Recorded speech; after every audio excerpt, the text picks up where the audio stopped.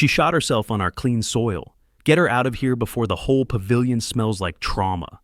That's what Marlene Dreiss, president of our Silver Strand Glade HOA, shouted across the herbal courtyard as my 13-year-old daughter crumpled to her knees, face red, eyes wide, clutching her compostable art journal to her chest. Marlene's voice carried through a lavender megaphone she never left home without, shrill, performative, and surgical in cruelty. She soiled the wellness zone, Marlene announced again. Code Brown, HOA emergency protocol, suspend the family, immediately. Except my daughter didn't herself. What happened wasn't filth, it was a trauma response. A single involuntary leak triggered by panic. Something Marlene didn't care to understand because empathy isn't written in HOA code. Only power is. I stepped into the dead silence and said, flat and loud, "This clean zone you weaponized, it was built on a state wellness grant. You just violated civil accommodation law, on camera." The silence turned inward. One of the HOA volunteers slowly pulled off her latex glove. Before I go further, hit subscribe if you've ever watched someone with a title abuse it in broad daylight. What happens next will shock you, and it doesn't end the way Marlene thought it would. I'm Lieutenant Corvin Algren, 22 years and special victims. My job is dealing with violations, human ones, hidden ones, the kind that ruin kids and never make the news. But this time, the violation was personal. This time, it was Eska. Marlene Dreiss had no idea who she'd humiliated. No clue the soil she thought she ruled had roots deeper than any board vote. My wife's family helped found Silver Strand Glade. Eska is the last blood tie to that legacy.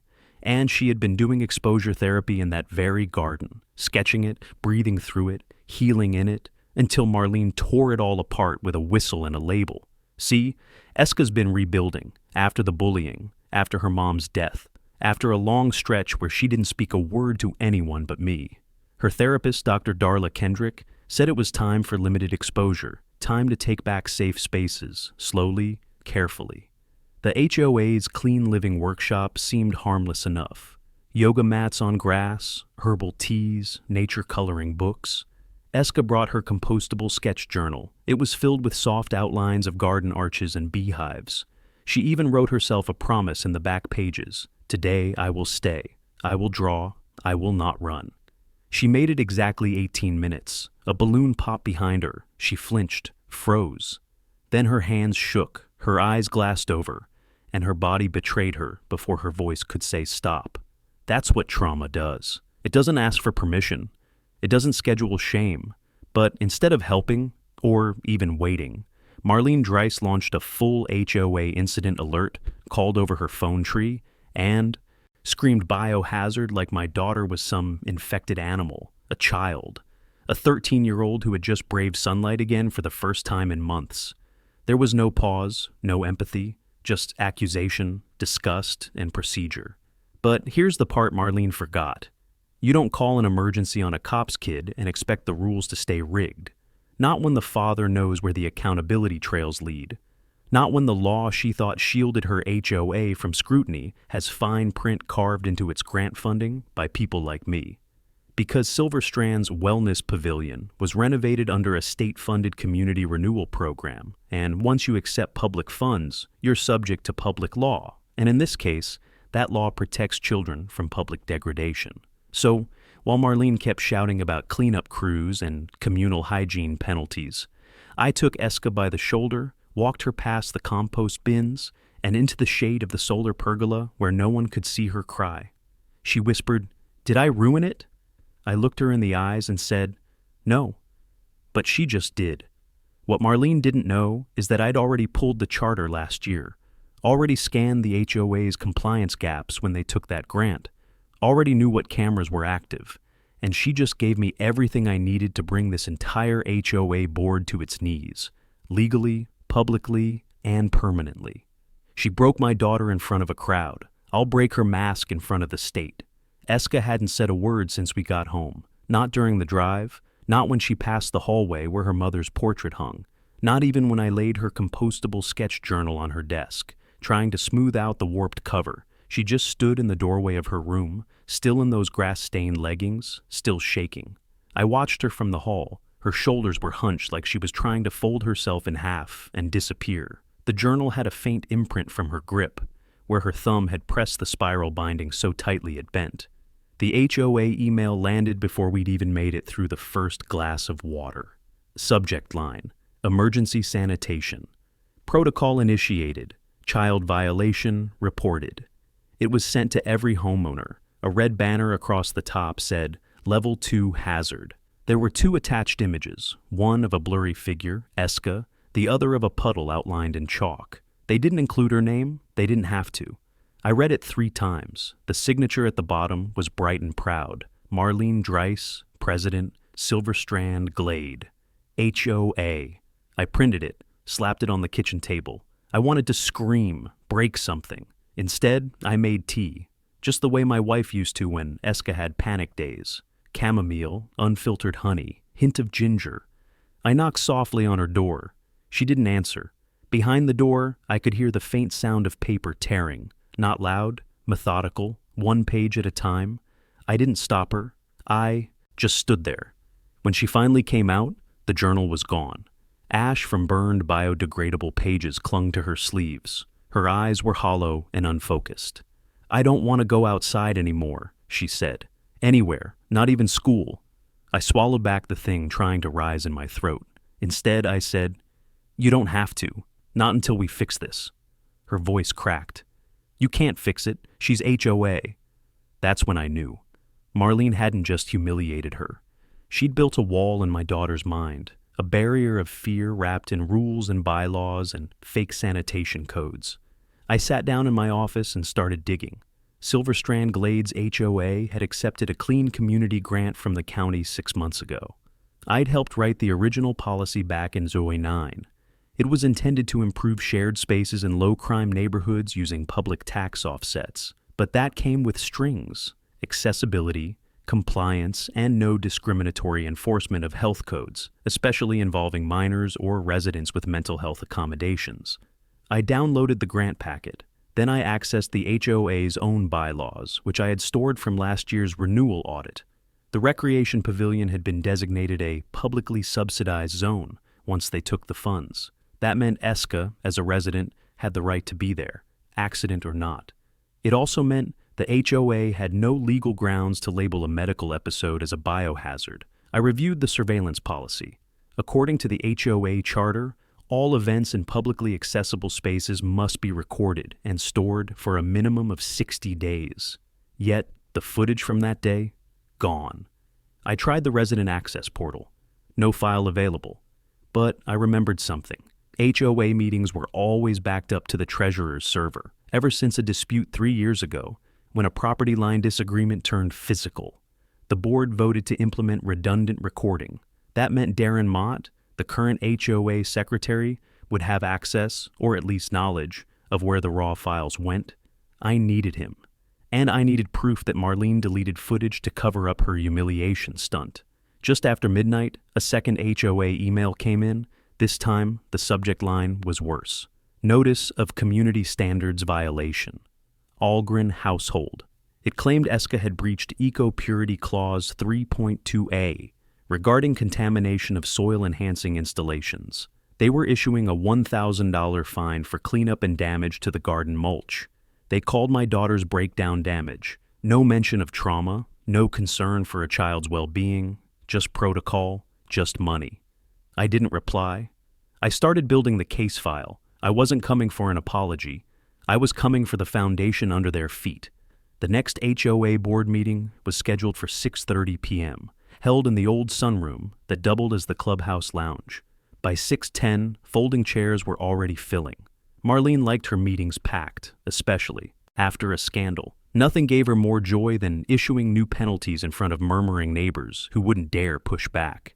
I didn't bring Eska. I didn't bring anyone. Just a yellow notepad, 3 folded documents, and the quiet weight of a father whose daughter had been publicly dismantled. The moment I walked in, I spotted Darren Mott at the corner of the folding table, sipping lukewarm chamomile from a stainless HOA-branded mug. His fingers twitched around the handle when he saw me. He didn't wave, didn't blink.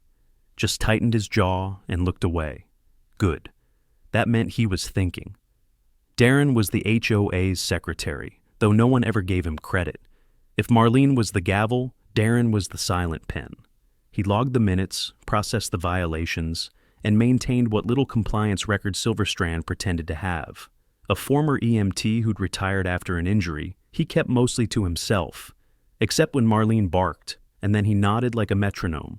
The meeting opened with her usual flourish. "Before we begin tonight's agenda," she said, tapping her water bottle on the table for attention, "we must address last week's unfortunate hygiene incident involving the Algren household. No one made eye contact with me. Not even the woman with the support dog who once told Eska she was brave for drawing outside." Marlene continued. "We've issued a standards violation and administrative fine, both consistent with Clause 3.2a. This is not up for discussion." "Actually," I said, standing slowly, "it is." Marlene stiffened. "You're not on the speaker list, Lieutenant." "No," I said. "I'm on the violation list. That gives me the right to appeal." She didn't like that. "You may speak during the appeal session next month," she replied flatly. "That's not how it works," I said, lifting the bylaws copy I'd printed from their own resident portal. "Per Article 7, Section 4, any homeowner receiving disciplinary action shall be granted immediate opportunity to contest or request record clarification at the next scheduled board meeting. This is that meeting, and this is that request." That got a few heads to turn. Darren looked up briefly, eyes narrowing just a touch. I could see it, a fracture behind his glasses. The weight of knowing something, maybe everything. Marlene leaned back, a tight smile pulling at her mouth. "Proceed, then." I unfolded the second document, Eska's letter from her therapist.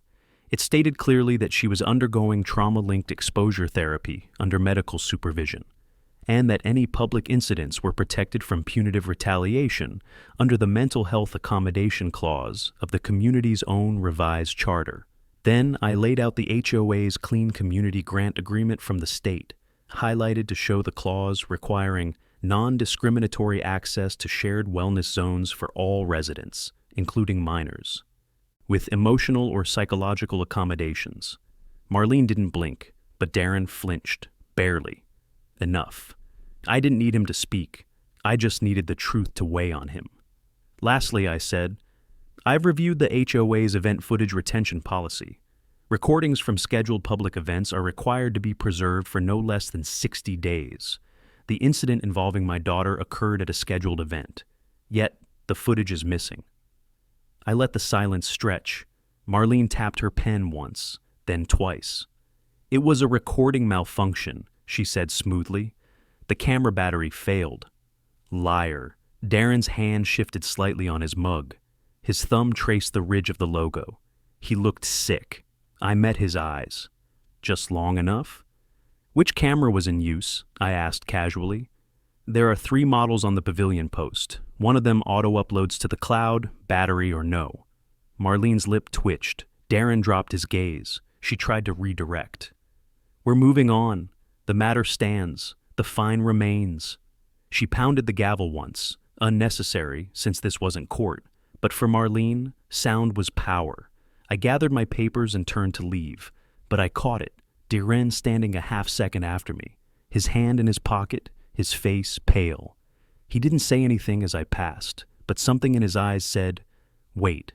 I didn't look back. I just walked into the dark, waiting for the crack in the foundation to widen. The violation letter came by courier this time, hand-delivered, signature required. A man in a gray HOA badge vest rang the bell twice and stood back like I was contagious. He didn't meet my eyes when I opened the door, just held the clipboard out and nodded toward the envelope taped beneath.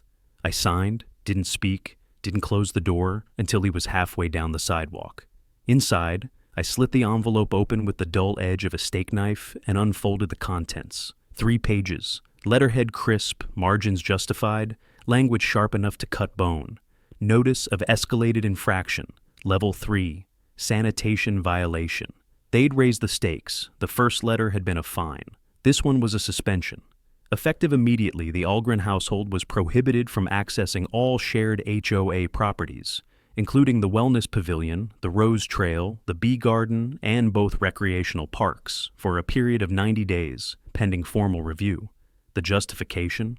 Repeated failure to contain health-related hazards and non-cooperation with board-imposed remediation steps. Non-cooperation. That was rich. I'd stood in their meeting, read their own charter back to them, quoted their funding contract word for word. And now, this. Retaliation, wrapped in legalese. Eska read it over my shoulder. She didn't ask if we could appeal. She didn't get angry. She just turned and walked back to her room, her footsteps soft and even. I found her 2 hours later, curled in the laundry closet. She'd taken the old flannel blanket from the dryer and pulled it over herself like a tent. Not crying, just hiding. Just quiet. "Can we move?" she asked, barely above a whisper. It wasn't the first time she'd said it, but it hit different this time. "We won't be here forever," I said. She nodded, but I knew she didn't believe me. Neither did I. Not yet. That night, I ran every possible angle. I combed through my hard drive for the HOA grant compliance forms. They'd taken $68,000 in public funding last fiscal year for clean zone beautification and mental health-friendly community enhancements. The project line item tied to the pavilion clearly named the garden zone as dual use, both HOA and public benefit. That mattered, because once public dollars touch a space, so do public laws. And one of those laws, specifically the Children's Dignity in Public Spaces Act, prohibits organizations from punishing minors with mental health conditions for behaviors linked to diagnosed trauma conditions, especially in shared use zones. Eska's therapist had documented it all: her medical clearance, her treatment plan, her risk profile. Every legal checkbox was accounted for. But that wouldn't stop the fines, not unless someone stepped in. I drafted a preliminary complaint. Short, focused.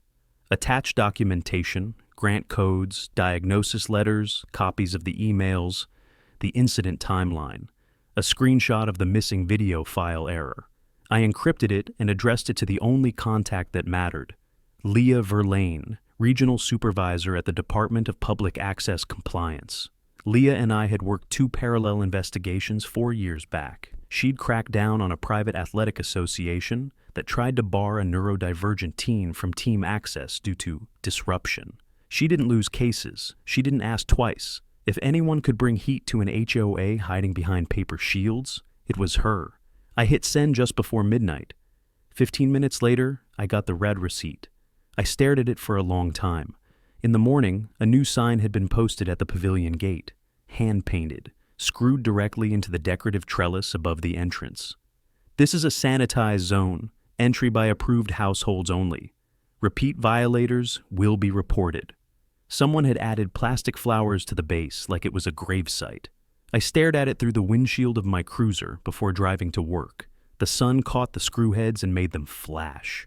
On the walkie, I heard someone calling in a noise complaint 2 streets over, probably a wind chime that offended a porch committee member. Silverstrand Glade had always been performative, but now it was becoming militant.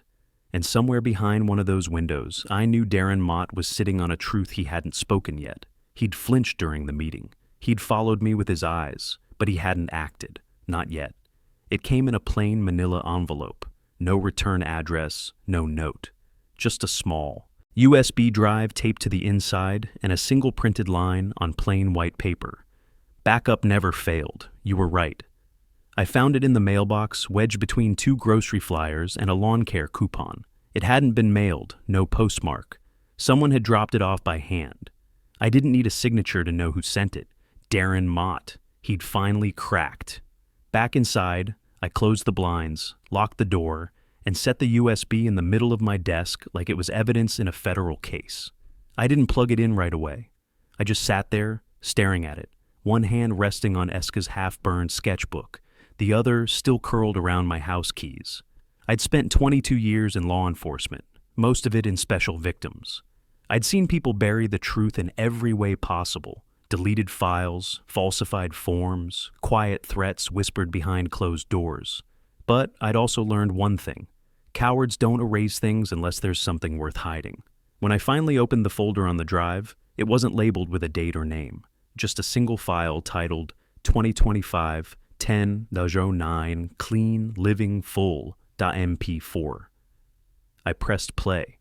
The video started with the standard HOA meeting banner. Then came the usual chit-chat. Board members adjusting microphones, Marlene tapping her phone, someone coughing off-screen, then the moment. Marlene's voice rose, clear and unmistakable. "Let her panic, makes our point for us. A little mess goes a long way if we want that father out." Someone laughed, male voice, nervous. Another voice. "We really deleting the footage?" Marlene again. "You want a lawsuit? No, we're not deleting, we're archiving selectively. Public-facing version only shows cleanup. The rest is unnecessary." There it was. Conspiracy, intent, malice, on tape. Marlene didn't care about sanitation. She didn't care about policy. She wanted my daughter to be the HOA's example. And she wanted me, her father, the wrong kind of resident, the one who asked questions, to be driven out under a pile of paperwork and shame. I paused the video. The timer on the screen read €0.1527. That's all it took. 14 minutes to expose what 3 weeks of board meetings, letters, and fines had tried to bury. I backed the file up twice, one to my external drive, one to an encrypted upload. Then I emailed Leah Verlaine. Subject: proof of coordinated retaliation, urgent review. Attached a video file, HOA bylaws, public grant contract, letter from Dr. Kendrick. Screenshot of the missing footage error from the resident portal, the violation letters. In the body of the message I wrote, "They orchestrated it. The incident wasn't an accident. It was a setup. My daughter was targeted, and the video confirms deliberate manipulation of shared property law tied to a state-funded space. Please advise on emergency injunction procedures." I sent it. Then I waited. The response came in under 6 hours. Under preliminary review by State Ethics Division, do not engage HOA directly. We are dispatching compliance officers within 72 hours. Confirm availability for sworn statement. That was Leah. Direct, tactical, fast. The kind of woman who didn't blink when handed fire. I confirmed everything. Then I stepped outside, crossed the street to the community bulletin board, and stood beneath the sanitized zone sign. I didn't tear it down, not yet. But I did pull out my phone and took a photo of the whole display. The bold red warning, the repeated violators will be reported, plaque. The new camera installed above it, a reminder of how far they'd gone to enforce fear. My phone buzzed with a new message, blocked number. "She'll come for me now. I'll talk when they show up." Darren again. I looked around. No one in sight, just a sprinkler spinning at the corner of the trail and the soft hum of air conditioners behind sealed windows. The cracks had widened. The foundation was beginning to shift. And Marlene Dreiss, queen of artificial order, had no idea how close she was to being buried under the very rules she twisted. Eska didn't leave her room the next day. Not for breakfast, not for school, not even when I told her the board meeting had made the local paper. She lay under the quilt her mother sewed before she passed, curled into the wall like she was trying to vanish into it. I knocked once, twice. She didn't answer. I didn't push. Instead, I left the door cracked and placed her old sketchbook, rescued from the trash, smudged with ash, on the carpet beside her. She needed silence. I needed action. By noon, Leah had forwarded my video evidence to the State Ethics Compliance Board and looped in a district-level public accommodation investigator. The state was officially involved. The HOA didn't know it yet, but they would soon. At 3:47 p.m., I received the official calendar invite. State Compliance Walkthrough, Silver Strand Glade HOA Pavilion, confirmed. 2 inspectors, Plum, Eshbaban's ethics officer, Thursday 9 a.m. That was 39 hours from now. I confirmed immediately. Then I called Darren. No answer. I didn't leave a message. He wouldn't check it. Instead, I wrote 2 words and texted it. "It's time." Then I packed a copy of the grant documentation, a printed transcript of the footage, Eska's letter from her therapist, and the HOA's own charter, highlighted and bookmarked. I wasn't building a complaint anymore. I was building a takedown. The next morning, I woke early to walk the neighborhood. Old habit, cop instinct. But this time, I wasn't looking for crime. I was looking for patterns. Marlene had doubled down. New signs were posted on the walking trail. Residents shall maintain public purity. Sanitation first, sentiment second. A passive-aggressive swipe if there ever was one. The garden gate had a fresh keypad. The pavilion bench where Eska used to sit was roped off with a plastic chain. A new camera had been mounted near the irrigation hose. A cheaper model, battery-operated, no visible network tether. Desperation, control, signs of someone who knew their grip was slipping. At the end of the trail, I passed Darren's house, front windows closed, mailbox overflowing. He hadn't answered any of my texts, but his silence didn't read like cowardice anymore. It read like fear. And I knew Marlene. I knew what she'd do once she suspected someone on her own board had leaked internal footage. She'd corner him, isolate him, threaten him with removal, fine him if she had to. Maybe even try to dig up personal violations on his property. That was her pattern. Destroy before being questioned. I left a manila envelope in his screen door, a copy of the video transcript with a single sticky note on top. They don't get to write this ending. You do. That afternoon, I sat with Eska in the living room. No words, just stillness. She stared at the blank pages of a fresh, compostable sketchbook. Her hands didn't move. The pen rolled slowly across her knee. She didn't pick it up. "It's okay," I said. "It doesn't have to be today." She nodded, but she didn't look at me. I wanted to fix it, to go back in time and carry her out of that garden before the panic set in, before the cameras, the shouting, the whispers. But I couldn't do that.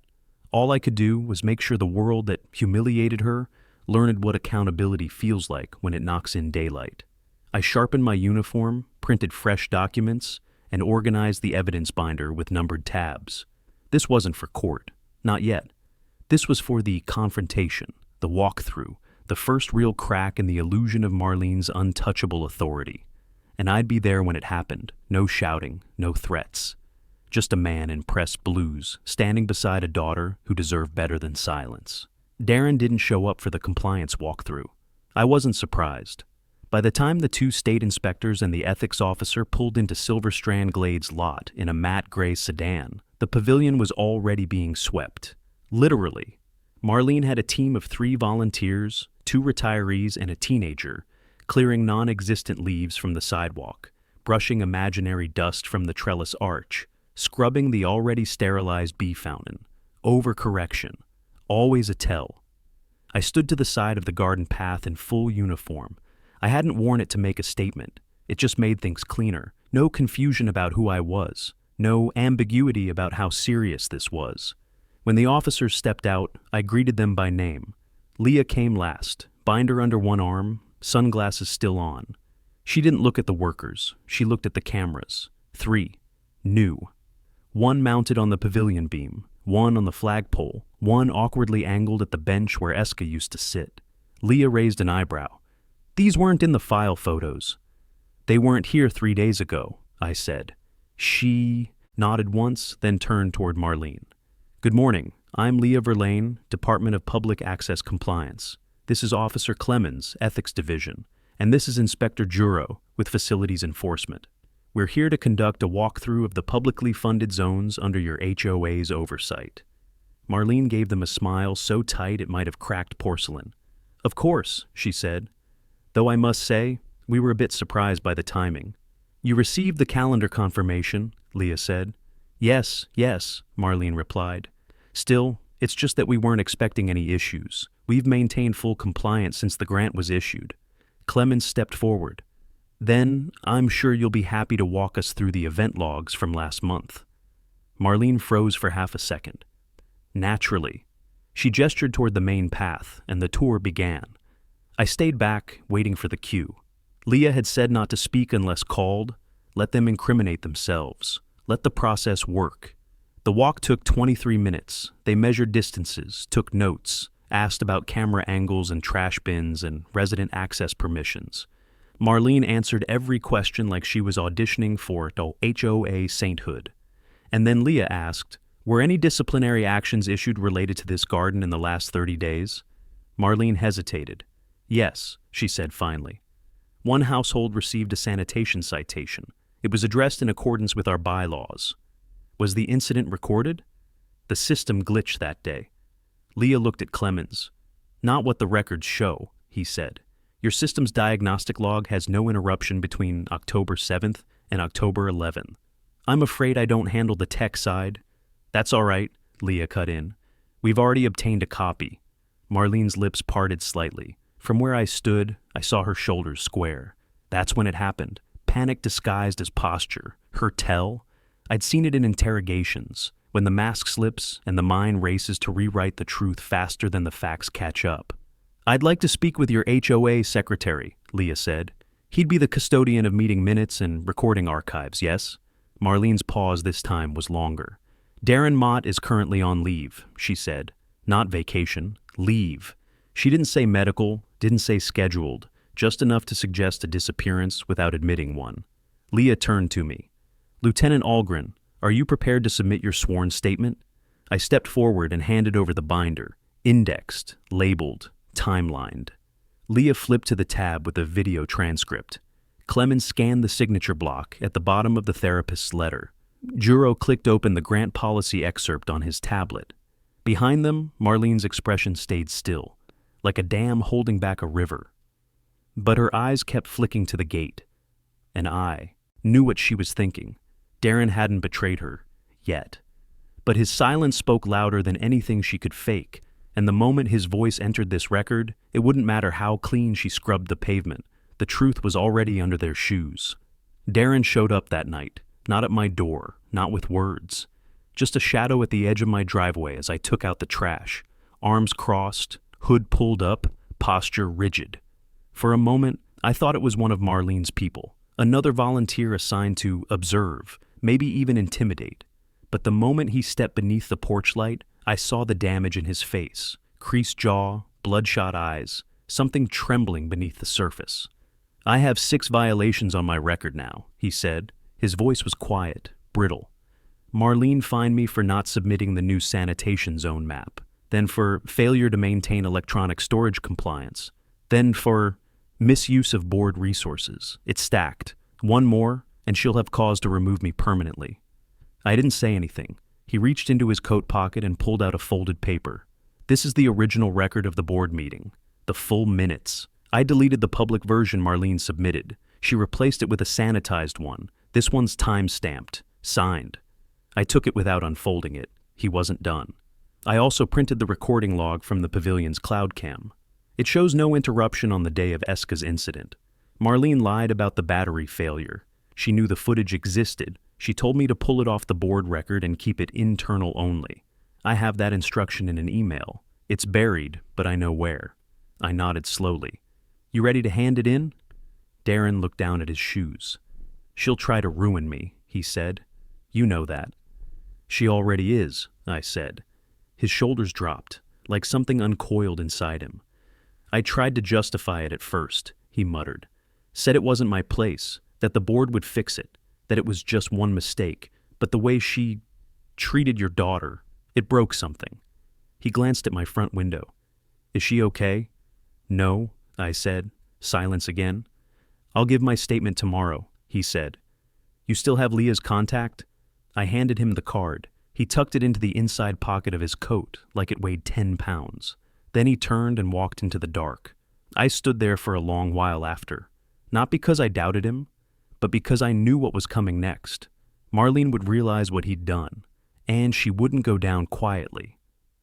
The next morning, I met Leah and her team at the town hall building. Darren was already there, seated in the side conference room, hands folded in his lap. He looked smaller in daylight, like the fight had drained him overnight. But when Leah slid the statement forms across the table, he didn't hesitate. He wrote everything: the deleted footage, the altered minutes, the redirected grant reports, the forced silence, the private jokes Marlene made about that trauma girl, and how to weaponize accidents for HOA control. He wrote down the exact language she used. He included dates, times, emails. It was the kind of statement that turns a policy complaint into a criminal investigation. By noon, Leah had everything, cross-referenced, confirmed, notarized. That's when she looked at me and said, "We're moving to formal action." What does that mean for Marlene? I asked. It means she's going to receive a knock at her door from a state compliance marshal by the end of the week. It means Silver Strand Glade will be under independent supervision until further notice. It means the HOA board will be given the option to vote her out before a state injunction removes her for them. And Eska? Leah smiled faintly. She just got her garden back. I exhaled. Not relief, not yet, but something close. Back home, I placed Darren's original statement next to Eska's half-scorched journal on the desk.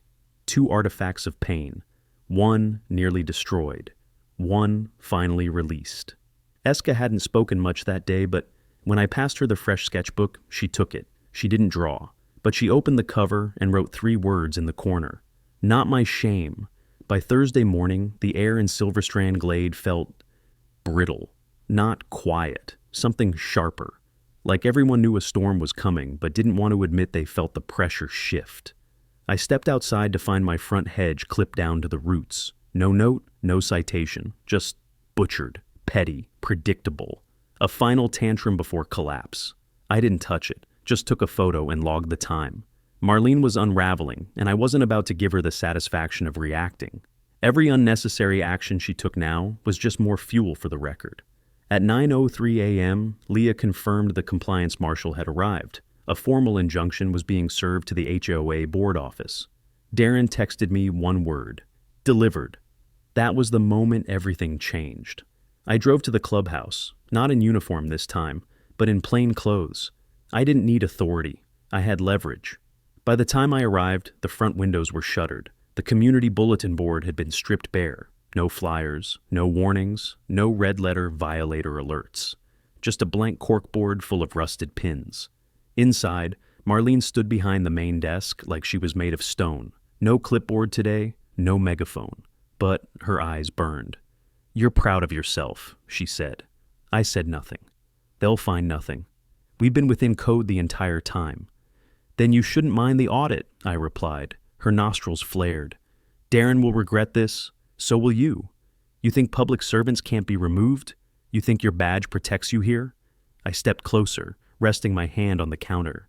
"My badge never entered this. This is about my daughter, and you made her your target." She opened her mouth, but I didn't give her the chance. "You humiliated a minor during a medical episode, lied about footage, fabricated a violation, fined a child, then tried to bury it under neighborhood aesthetics and personal bitterness." I reached into my jacket and placed a sealed manila envelope on the counter. She didn't touch it. "Final printout," I said. "Timeline, grant terms, ethics breach, statutory clause violations, and your direct quotes. Darren recorded everything. You'll want to get ahead of it before the ethics board hearing."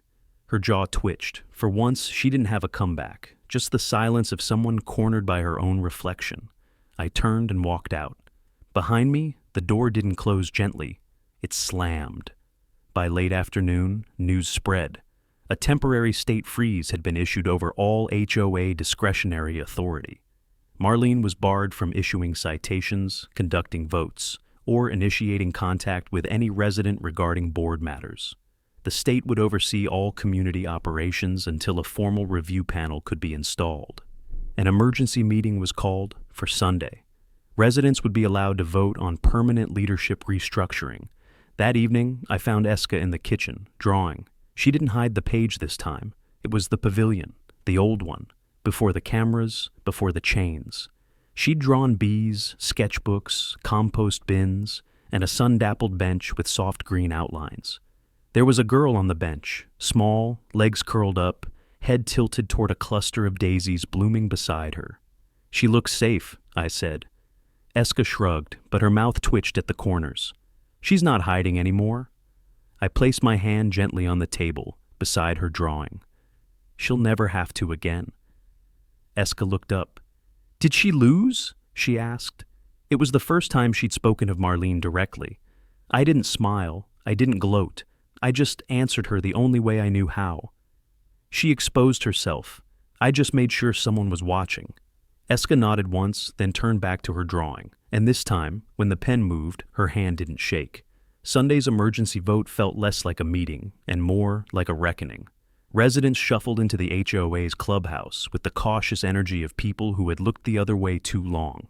Some wore polos tucked tight, some came in lawn chairs from habit. Others sat stiff in the back like they didn't want to be seen but couldn't stay away. Marlene sat at the front table, still in control, technically. Her title hadn't been stripped yet. The injunction only froze her authority. It didn't erase it. but the air around her had changed. No one brought her water. No one rushed to adjust the mic. Even the board members who once echoed her every word now shifted in their seats like they were hoping invisibility might save them. I stood near the back, not speaking, not uniformed. Darren sat on the opposite side, hands clasped in his lap, as silent as I was. But he wasn't hiding anymore. He was present. At 6 p.m. Sharp, Leah stepped to the podium. "As of Friday," she said, voice steady, "Silver Strand Glade is operating under a temporary administrative order. The State Ethics Compliance Board has validated sufficient evidence to suspend discretionary powers of the current HOA president pending the final review." Gasps, not loud, not dramatic. Just enough to register the weight of what was coming, Leah continued. "Tonight's agenda is simple. Vote to retain or remove the current HOA leadership and install interim oversight until the state panel concludes its investigation. Ballots have been printed. Each home represented gets one." Someone raised a hand. It was Mrs. Evanson, Eska's former elementary art teacher, a woman who once walked by during the cleanup scene and said nothing. "What happens if we vote to retain?" she asked. Leah didn't flinch. "The state panel proceeds with the full ethics case. Depending on the findings, this community could lose future grant eligibility and be placed under extended oversight for up to 3 years." The room went still. No one wanted to lose money. No one wanted to answer to the state for that long. But none of that mattered as much as the name on every tongue, Marlene Dreiss. She didn't speak, not during the announcement, not during the question period, not during the vote distribution. She sat there, posture perfect, lips tight, eyes dead forward. The ballots were collected in silence. 12 minutes later, the count was done. 67 votes to remove, 9 to retain, 3 abstained. Leah stepped back to the podium. "By majority decision, Marlene Dreiss is hereby removed as president of Silver Strand Glade HOA. A temporary panel will be installed until formal elections are conducted. Any disciplinary actions issued by the former board within the last 60 days are now suspended pending review." No applause, no outburst, just silence. And then, slowly, people began to move. Some got up and left. Some stayed seated, dazed. A few turned to look at me. Most didn't. Marlene rose slowly, hands resting on the table, and gathered her things with brittle dignity. She walked toward the exit with the weight of someone who finally realized the podium doesn't protect you from the truth. As she passed me, her eyes locked onto mine. "You think this makes you noble?" she whispered. I didn't answer. I didn't need to. The next morning, the signs were gone. No more sanitized zone. No more red letter warnings. In their place stood a plain wooden post with a hand-painted sign nailed to the top. "Welcome, neighbors." Underneath it, planted fresh, were Eska's daisies. The same ones she'd drawn from memory the night before. That afternoon, I found her sitting on the pavilion bench again. No notebook this time. Just her in the breeze watching bees hover near the flowers. When I approached, she didn't flinch. She looked up at me and said, "I don't think I'm scared anymore." I sat beside her. "Why not?" She smiled faintly. "Because she lost." I didn't correct her. Didn't tell her this wasn't about winning or losing. Because sometimes, for a child, it is that simple. They held the final review hearing at the Municipal Oversight Office, 3rd floor, room 3C. Low carpet, ceiling tiles yellowed with time, and a view of the courthouse parking lot through a narrow window. Not dramatic, not theatrical, but the stakes inside were very real. The ethics review panel consisted of 3 members, 1 appointed compliance attorney, 1 elected community liaison, and 1 state administrative judge. Marlene sat across from them in a charcoal blazer that looked like it hadn't moved off its hanger since graduation. Her hands were clasped tight on the table. No attorney present. She had declined counsel. I was called to speak first. They didn't ask many questions. Leah had already submitted the full binder of documentation. Video transcript, medical affidavit, bylaws, grant provisions, Darren's notarized confession, timestamps, digital backups. The board had all of it. All they needed was confirmation. I walked through the timeline. The clean living workshop, Eska's incident, the shouted accusation, the public shaming, the fabricated citation, the missing footage, the resurfaced recording, the vote, the aftermath. I didn't embellish, didn't speculate, just the facts. They asked for clarification on 3 things: how the footage was originally handled, the source of the funding that defined the pavilion as a dual-use zone, and whether Esca had been offered any restitution or apology. To the third I answered, no, she hasn't heard a word from anyone on the board, not even an acknowledgement. They nodded, took notes. Darren testified after me. He didn't sit the same way he had in the clubhouse. His back was straighter, his eyes steady. He brought printed emails, showed metadata, even pointed to the line in the HOA's email policy that proved Marlene had directed internal suppression of event footage. She didn't interrupt, didn't even look at him. When it was her turn, she stood, gave a prepared statement. Her voice was smooth, trained, like she'd practiced it in the mirror 100 times. She apologized to the board, to the community, to anyone who felt misunderstood. She claimed she'd been overwhelmed, that her goal was always safety, that the garden was a symbol of cleanliness, and she'd acted out of concern for resident health, not malice. But she never once said Esca's name, never once took ownership of her words on tape. And the panel noticed. The administrative judge leaned forward near the end. Ms. Dreiss, do you deny instructing your board to limit the recording archive and redirect disciplinary blame to the child? Marlene didn't blink. I don't recall the context of that exchange.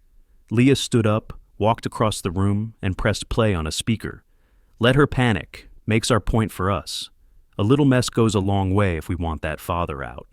Marlene's face froze. No further questions were asked. The panel recessed for deliberation. It didn't take long. 17 minutes later, they returned with a unanimous ruling. Marlene Dreiss was permanently barred from serving on any HOA board receiving public funds for a period of 10 years. All fines, citations, and internal suspensions issued under her name within the last 90 days were to be voided. The HOA was placed under a 12-month probationary oversight program and required to complete a sensitivity and legal compliance retraining cycle for all members. No arrest, no handcuffs. This wasn't criminal court, but it was a verdict, a formal correction written into public record. As I stepped outside, I felt the weight shift, not gone, just redistributed. Evening sunlight cut sharp across the sidewalk. I walked toward my car and spotted a familiar silhouette waiting beside it, Esca. She wore her canvas jacket and clutched her newest sketchbook like a shield. Her eyes were tired, but not dim. Did they hear it? She asked. All of it. And did they believe it? I nodded. They believed you, even if you never said a word. She looked away toward the edge of the courthouse lot, where a patch of yellow weeds grew through the curb. Then she whispered something. Then I think I'm ready to finish the last page. I didn't ask what she'd draw. Some things you let unfold on their own. Esca's final drawing was finished 3 days later. She didn't tell me she was working on it. I found her at the pavilion near dusk, sitting on the bench without her hood up for the first time in weeks. Her sketchbook was propped on her knees, open to a page she hadn't let anyone see. She didn't hide it when I sat beside her. The picture was simple, quiet, a single bee resting on a wild daisy. The background wasn't the garden or the pavilion or the compost bins. It was a wide, open sky. At the bottom, in Esca's uneven but steady handwriting, were 4 words. Safe enough to grow. I didn't speak, just sat with her.